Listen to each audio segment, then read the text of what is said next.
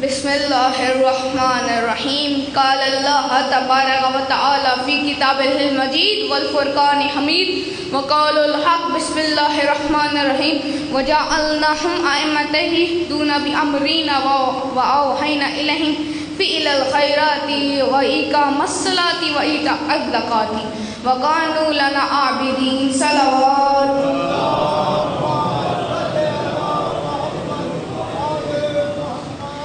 تمام حمد ہے اس اللہ کے لیے جس نے زمین و آسمان کو خلق کیا اور محمد و آل محمد کو ہماری ہدایت کے لیے بھیجا۔ خداوند متعال سورہ انبیاء ایت نمبر 73 میں ارشاد فرماتا ہے، اور ہم نے انہیں پیشوا قرار دیا جو ہمارے حکم سے ہدایت کرتے تھے اور ان کی طرف کار خیر کرنے، نماز قائم کرنے اور زکوٰۃ ادا کرنے کی وحی کی۔ یہ سب کے سب ہمارے عبادت گزار بندے تھے۔ ذکر اس امام کا ہے جو نماز گزاروں کی صف میں آئے تو سید الساجدین ہو گئے، اور جب عبادت گزاروں کی صف میں آئے تو زین العابدین ہو گئے۔ یہ وہ امام ہے جب بھی ان کا ذکر آتا ہے تو ذہن میں توق و سلاسل و زنجیر آتے ہیں، لیکن حقیقت یہ ہے آپ نے اپنے خطبوں سے یزیدیت کو ایسے زنجیر پہنائے ہیں جو قیامت تک کوئی توڑ نہیں سکتا۔ برسر دربار یزیدیت کو اس طرح رسوا کیا سید السجاد نے کہ اب کوئی یزید سر اٹھا نہیں سکے گا۔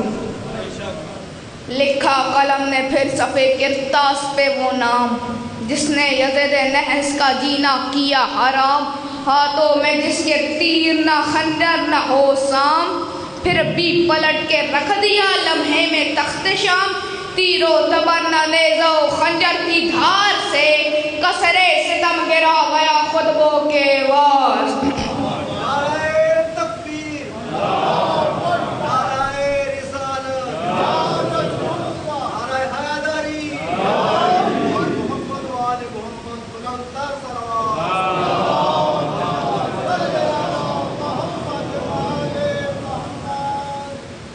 دربار یزید میں امام سجاد نے خطبہ دیا۔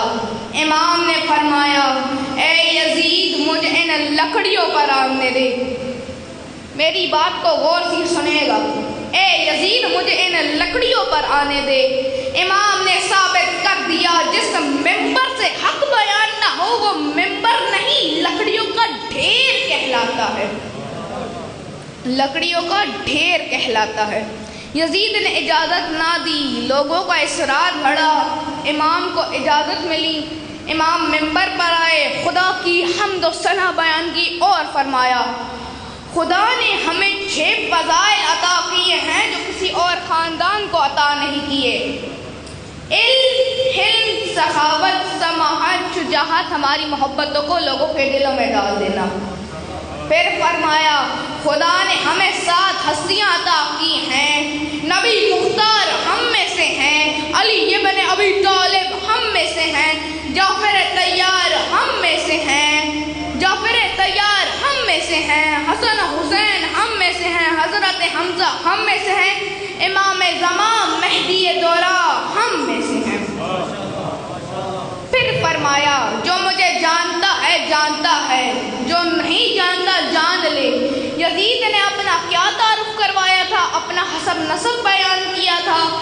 امام نے اپنا حسب نسب بیان کرنا شروع کیا۔ امام نے فرمایا، میں مکہ و منا کا فرزند ہوں، میں صفا و مروہ کا فرزند ہوں۔ امام بتانا چاہتے ہیں یہ ہماری ملکیت ہے، میں ان کا بیٹا ہوں جو قریب ہوئے اور اللہ کے جلال اور ان کے درمیان صرف 2 کمان سے بھی کم کا فاصلہ رہ گیا۔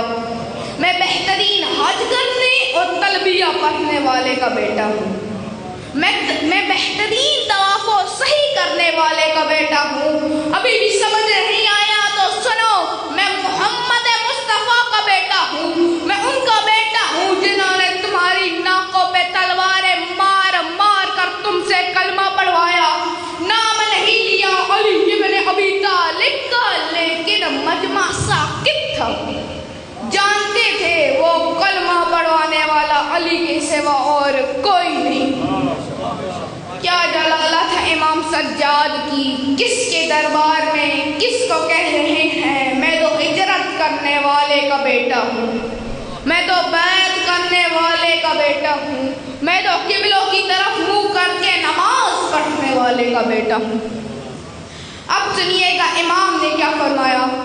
فخر کا عالم ہے، واقعی فخر کا عالم ہے خود امام کے لیے اور شیعہ نے امام کے لیے۔